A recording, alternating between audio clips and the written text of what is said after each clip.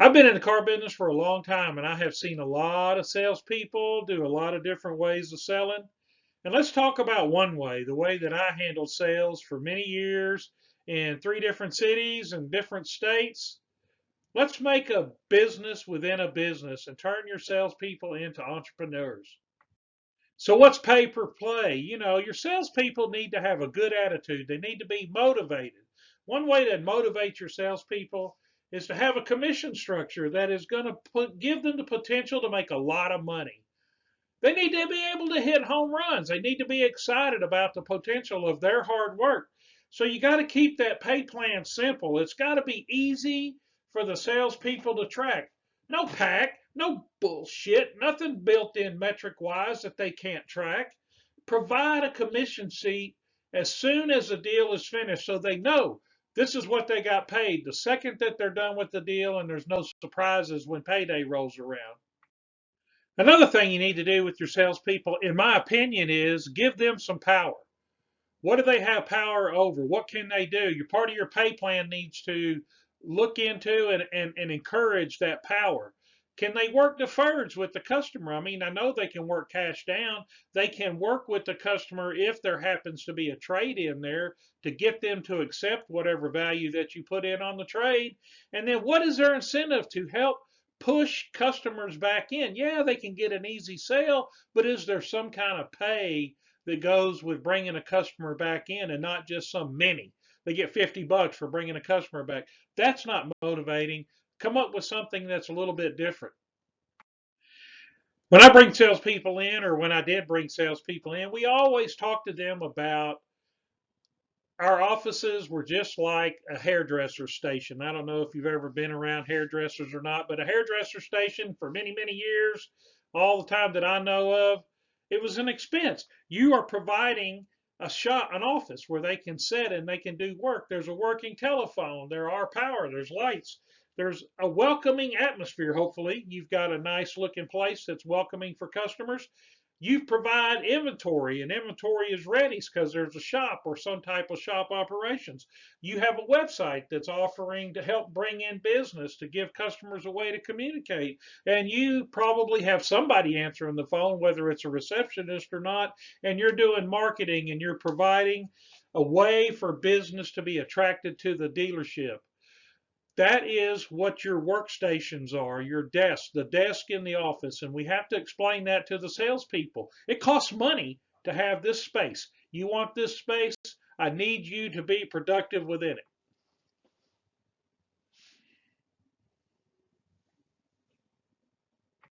You got to teach them how to work within your system.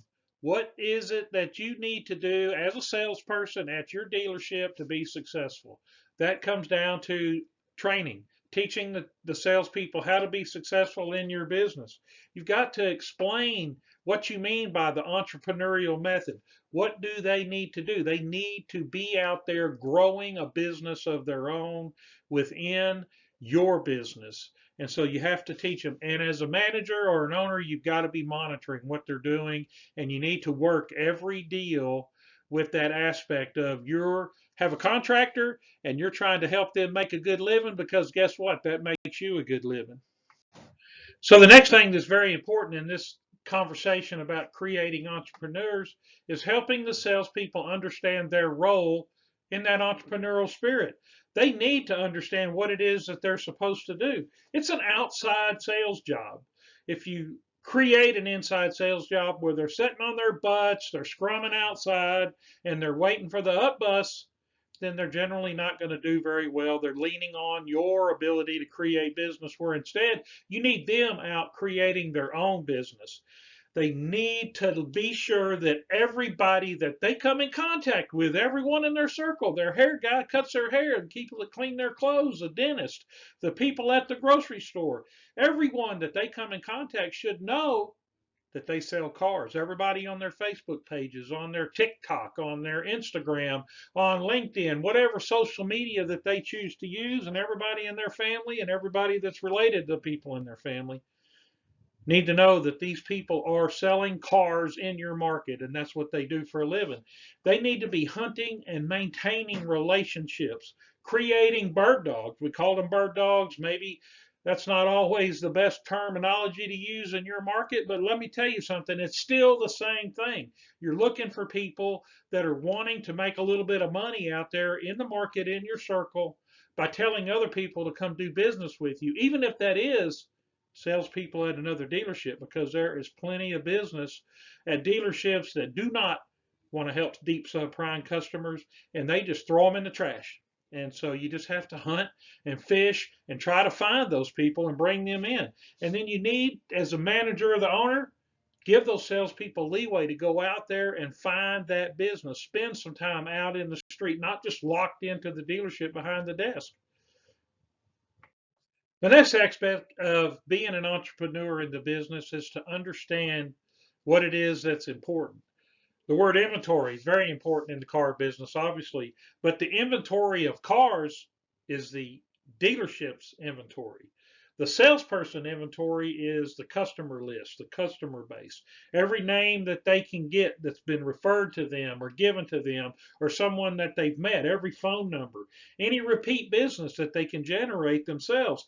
All of that adds to the business success, and that is the salesperson's inventory, creating a list of people in the market that are related to, known by, people that will have some comfort in doing business with them, and people that need to buy cars, which of course is almost everybody.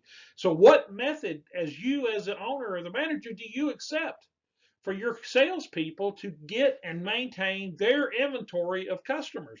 Because it's got to be their inventory of customers. You give them a fertile place to do business, and you help them understand how to be successful at your dealership, and they need a way to track and keep track of all the customers. Okay, you as an owner, you want to keep track of the customers as well. More than likely in buy here, pay here, you've got a DMS that is tracking everybody that you enter into it. So you have all that information. But if you have a CRM, is that what you require? Salespeople need to know how to use that system inside and out. But will you allow them to maintain an Excel spreadsheet of their own? Or maybe they can use some Google shared documents, an Excel spreadsheet that everyone that has access or permission can see it. I always let them do whatever they wanted. They used a lot of yellow pads. I used a lot of yellow pads for years. I tracked everybody that I needed to keep in touch with through the yellow pads that I had in my office all the time. It's up to you, but the salespeople need to be comfortable with how they maintain their inventory of customers. So we got Superman there with his laser focus. It's too bad I didn't have that guy looking at cars that we were buying, because he could see through them for me and tell me if they were good or not. But you need the salespeople to have laser focus on what they need to be doing every day. It can't be a lot of junk or a lot of distraction or a lot of stress caused by some of those managers. And the managers I'm talking about, they want to put some fear in their employees. You're not going to keep your job. You let that customer walk, you better go out there and ask them for a ride home. You've heard all this stuff in the car business. I want a fertile place for people to do work. Come in, do their job, get it done, and focus on that job. So they need to make a good living. So they're not worried about paying their bills. They need to have, so that pay plan is important.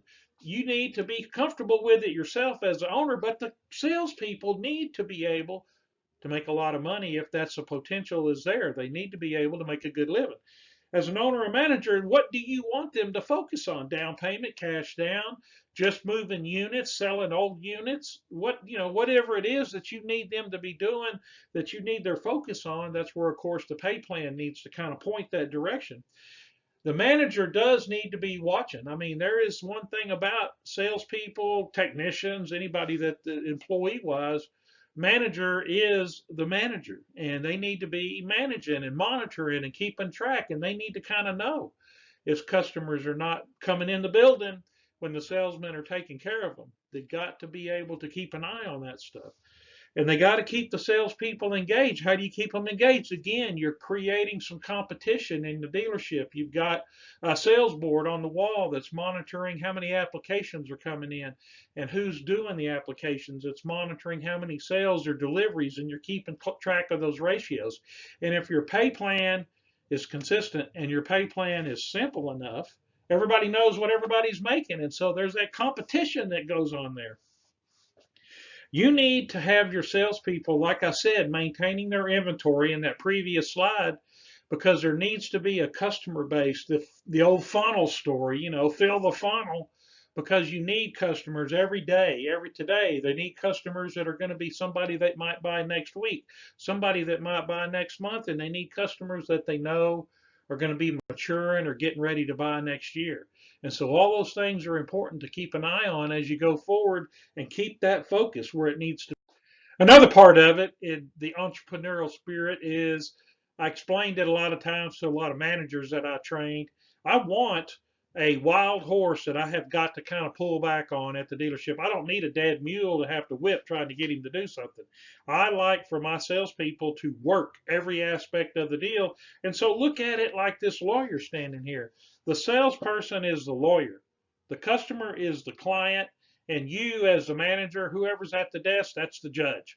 And so the salesperson's job is to advocate for the client, to get them approved, to get that car deal done, and get them into the car that they need to have or want to have, and help them get into an affordable situation. I mean, the salesperson does need to understand what the dealership needs to be successful, which of course is a profitable and successful portfolio. That's the manager's job. The salesman brings them all in and advocates for everybody that wants to get something from your lot, and can provide what they need to provide. Discovery in court cases, basically, the lawyer's got his evidence to show that there's a good reason to do business with these people. But that's part of how this should work. The salespeople need to know they can come in, they can advocate to the desk for their client and try to get them approved to make a deal so they can go on and do another one. Now, there's another aspect of this as well. For the salespeople, they need to be salespeople. They don't need to be collecting. They should never be collecting, because that's a negative a lot of times with the customers. And I want the salesperson to have a good, positive relationship, be there to help, establish that rapport, create that relationship with his inventory, his customer base that he's trying to build. So he doesn't need to be collecting accounts. He doesn't need to be doing verifying. He needs to bring the people in. He's fishing, just like these people fishing here, and they're catching all those fish. That's what his job is to bait the hooks, put out the nets, and catch the fish. And when he catches the fish, he knows what he needs to do with that fish in order for it to turn into a successful deal for your car dealership. So he has to help the manager finish the deal. He's got to advocate for the customer, the client, and do all of these things. But his primary job is to be out fishing. And he can't be out fishing if he's going backwards and he's collecting, or if he's going backwards and he is trying to do verification on the deal that he just brought in. He needs to get you the steps. He needs to find out what the customer wants and needs and has available to help with the deal, and he needs to advocate all that to the desk so the desk can put that deal together. So now let's talk about the boss's role or the owner's role. We know what the salesmen need to do. Let's talk about what, as owner or boss, needs to do. You are partnering with the sales team. That's part of this conversation that you should have as you entrepreneur set up your sales team. You're going to pay them before you even get paid. You got to make sure that they understand that. You're tracking the applications and the sales. You need to make sure that you're constantly trying to make all the deals work however you can. I used to call it save a deal.